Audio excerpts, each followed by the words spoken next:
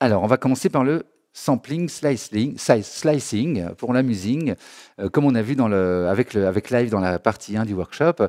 Sauf qu'effectivement, avec le push, vous allez voir, c'est très facile. Donc, je me mets ici sur l'affichage du clip, hein, parce que vous voyez que sinon, ça ne marche pas. Voilà. Donc, quand j'affiche ici le clip, il me dit presse, recycler pour loader un sample. Je fais peut-être attention d'avoir bien sélectionné le premier slot vide de la piste. Donc, je fais ça sélectionne le premier slot. Et je load un sample. Donc je vais dans musique. On va prendre le premier truc qui vient. Un MP3, super. Donc là, j'affiche forcément mes clips, hein, le voilà. Oui, d'ailleurs, je n'avais pas sélectionné le clip tout à l'heure.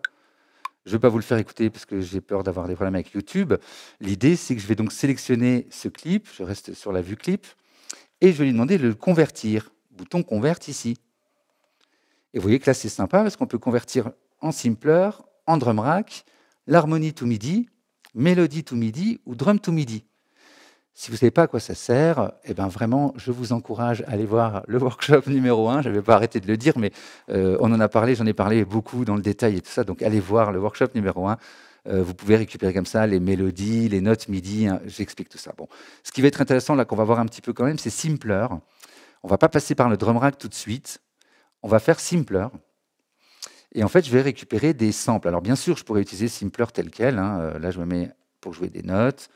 J'ai le start ici, donc je suis bien en mode device. Hein. Je fais les choses peut-être un peu vite. J'étais sur clip, je me suis mis sur device. Je vois mon Simpler. Vous savez maintenant que les paramètres qui sont là sont contrôlés par les boutons du dessus. Donc le start, le end. Et on n'a pas de volume parce que ma piste n'est pas montée.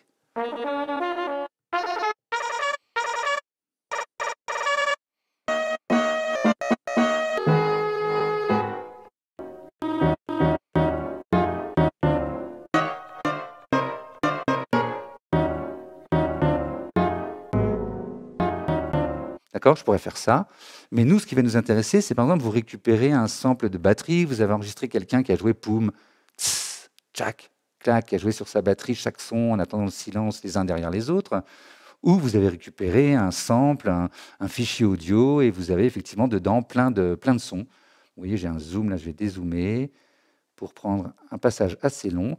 Et ici, le mode, là.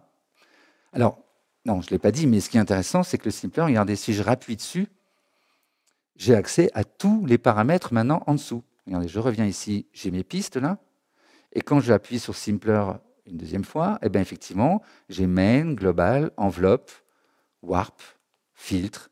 Je peux appliquer tout de suite un filtre, je vois ce que je fais sur l'écran. Le LFO, je peux activer un LFO, etc. Bon, je ne vais pas vous faire un cours sur Simpler, mais vous voyez qu'on a accès à tout. Moi, l'idée ici, c'est dans mode classique, je me mets en slicing.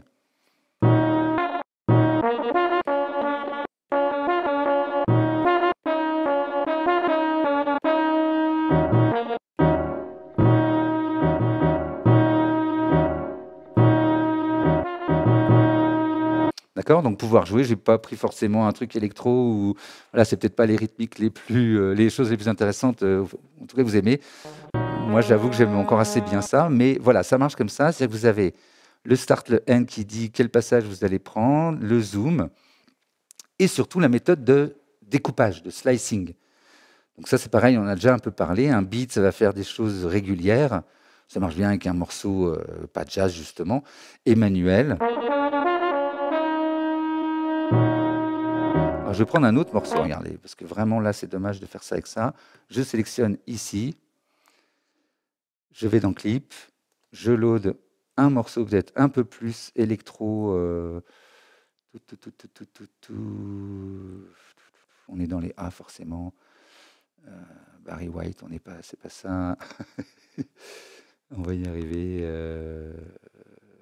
Tiens, Billie Eilish. Ouais, ça peut être pas mal ça. Comment il s'appelle? Bad Guy, voilà. Super. Donc je le sélecte, très bien, je le converte en Simpler. Je me mets en mode slicing, j'affiche mes pads. J'ai pas de son parce que moi, je mets par défaut mes pistes au volume minimum. Je reviens sur oui, le device. Et donc l'idée, c'était de se mettre en mode manuel. Alors, je vais prendre une région un peu plus grande quand même, parce que là, Voilà.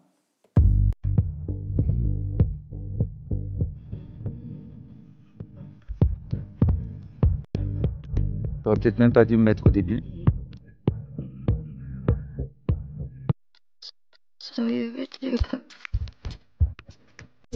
J'essaye de taper en rythme. Comme ça, chaque tranche correspondra à un moment où j'ai tapé.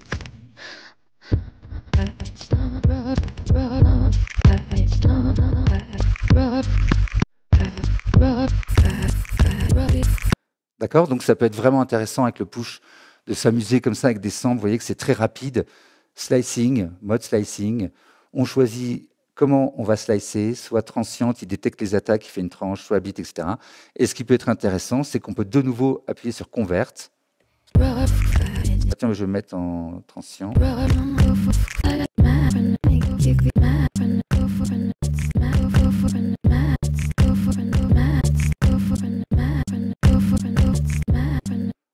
Et donc, je vais convertir en drum rack. Donc, j'appuie sur Convert, drum rack. Et je me retrouve donc avec un drum rack. Vous vous souvenez, je déplie la piste et j'ai mes tranches ici. Je peux me déplacer évidemment dans les pistes et dans les tranches avec ces boutons flèches, là, gauche-droite.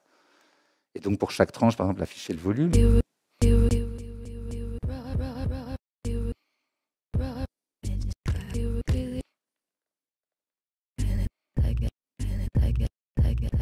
Donc, vous avez compris le principe. Je replie, je retourne à gauche, hop, je replie cette piste.